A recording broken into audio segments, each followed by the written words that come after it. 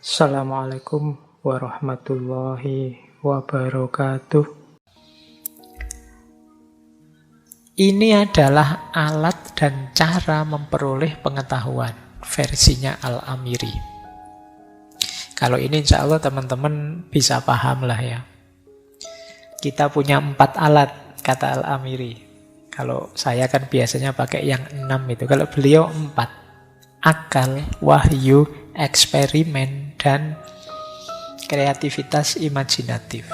Kuwah, sina'ah, mutakoddimah. Daya kreatif untuk maju. Ini bisa menangkap pengetahuan. Jadi akal, sumber pengetahuan, wahyu sumber pengetahuan, eksperimen, percobaan juga sumber pengetahuan, dan kuwah, sina'ah, mutakoddimah. Daya kreatif, dorongan untuk menemukan hal-hal baru. Jalannya ada 3. Jadi kalau kita ingin memperoleh pengetahuan, bisa dengan cara taklid, bisa dengan iqna, bisa dengan burhan. Taklid itu meniru, iqna itu persuasi, semacam ceramah. Kayak gini, ini mungkin iqna, persuasi. Ada burhan, kalau burhan demonstrasi. Berpikir sendiri, menalar sendiri, melakukan rekonstruksi nalar sendiri, itu namanya burhan. Jadi kalau ini sederhana, teman-teman langsung bisa menangkap ya, bahwa ada akal, ada wahyu, ada eksperimen, ada imajinasi, daya kreatif. Jalannya bisa imitasi. Imitasi ini paling ringan, karena tinggal niru saja. Persuasi lebih berat sedikit, karena kita tidak sekedar niru tapi memahami. Sementara yang paling berat burhan. Kalau burhan demonstrasi. Ada yang namanya burhan di sini. Tukang demonstrasi. Demonstrasi di situ cara berpikir nalar. Jadi demonstrasi akal maksudnya, cara berpikir. Nah, ini alat dan cara. Ini menarik ya. Menariknya di mana akal masuk, wahyu masuk, eksperimen masuk. Rasional masuk, religius masuk, empiris masuk, bahkan imajinatif, kuwah sina'ah tadi masuk. Berarti yang ranah-ranah seni juga masuk. 4-4-nya diakui oleh Al-Amiri. Kan ada orang itu yang hanya percaya wahyu saja tanpa akal. Ada yang akal saja tanpa wahyu. Ada yang saintisme, mendewa-dewakan sains, empiris saja. Ada yang anggap seni itu bukan ilmu dan lain sebagainya. Kalau di Al-Amiri diakomodasi semua. Jalan pengetahuan juga realistis. Yo kadang yo pakai taklid, kadang yo pakai persuasi, kadang yo pakai burhan. Kalau burhan berat yo iqna. Iqna terlalu berat yo imitasi, niru saja ndak apa-apa. Lumayan.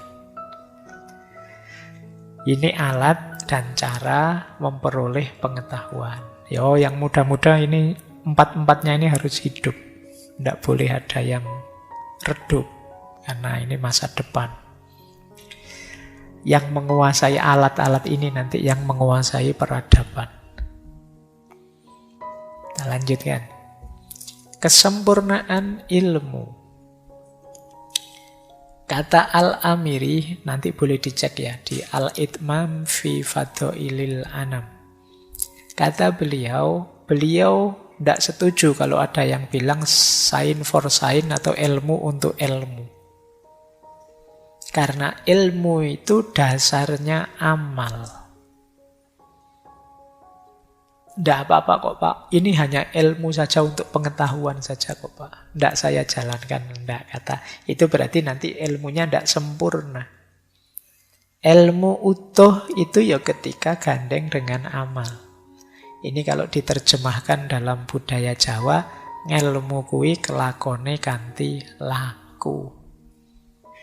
Ngapain ilmumu banyak-banyak, tinggi-tinggi kalau kelakuanmu tidak berubah selaras dengan ilmumu. Ngapain kamu belajar capek-capek kalau kualitas hidupmu tidak meningkat sebagaimana pengetahuanmu. Maka ilmu itu utuh sempurna kalau dia gandeng dengan amal. Bahkan lebih jauh kata Al-Amiri, tanpa amal manusia tidak akan maju. Dan pada akhirnya pembangunan terhambat. Apakah negara, apakah politik. Kenapa? Karena kalau ilmu tidak dijalankan, pada akhirnya urusan-urusan tata politik, tata masyarakat tanpa ilmu dijalankan oleh orang-orang yang bodoh. Kalau itu yang terjadi, bencana. Kenapa? Berarti urusan-urusan praktis diserahkan orang yang tidak punya ilmu, tidak ada ahlinya.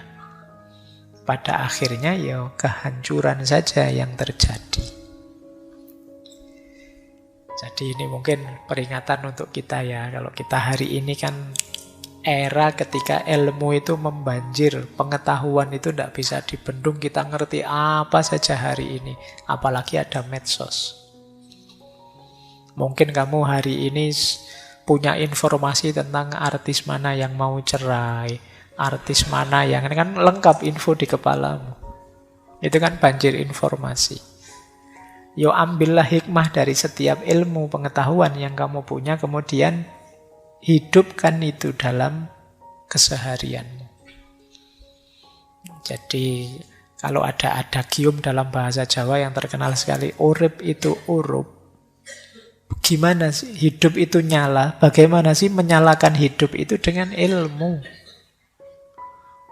Jadi bukan dengan marah-marah, bukan dengan yang negatif-negatif, tapi dengan ilmu. Nyalakan hidup dengan ilmu. Tanpa bekal ilmu, kalian tidak akan bisa menyalakan hidupmu. Menyala itu kan simbol kamu bisa menerangi, mencerahkan sekelilingmu. Untuk bisa menerangi sekelilingmu, tentu saja modalnya adalah ilmu. Untuk bisa ilmu jadi cahaya, dia harus nyambung dengan amal.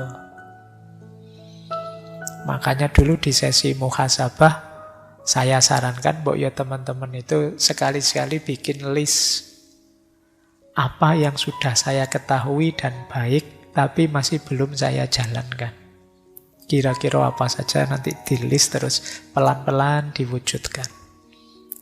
Biar kita mendapat barokah dan kemuliaannya ilmu. Biar ilmu kita berbuah.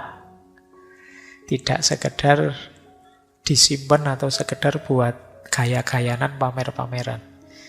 Yang kadang-kadang kalau mahasiswa itu kan kadang ilmu itu bahan diskusi saja.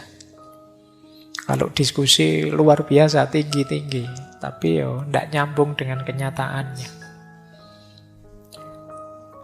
Saya dulu ada mahasiswa yang nulis skripsi, temanya tentang keutamaan air.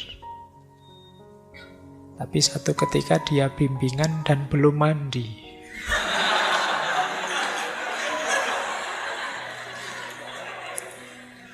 Jadi ngadep itu masih riye-riye bangun tidur gitu ya. Terus tak guyoni, lah kamu bahas keutamaan air tapi belum mandi, apa percaya orang dengan tulisanmu. Jadi maka yuk kesempurnaan ilmu dengan amal. Oke, untuk malam hari ini saya cukupkan sekian dulu. Mohon maaf kalau ada yang kurang berkenan, mungkin 1-2 kekurangan apa, mohon dimaklumi. Kalau ada kekhilafan, kealpaan yang teman-teman ngerti benernya seperti apa, ya silahkan disampaikan. Kurang lebihnya mohon maaf. Wallahul muwaffiq, wallahu a'lam bissawab. Wassalamualaikum warahmatullahi wabarakatuh.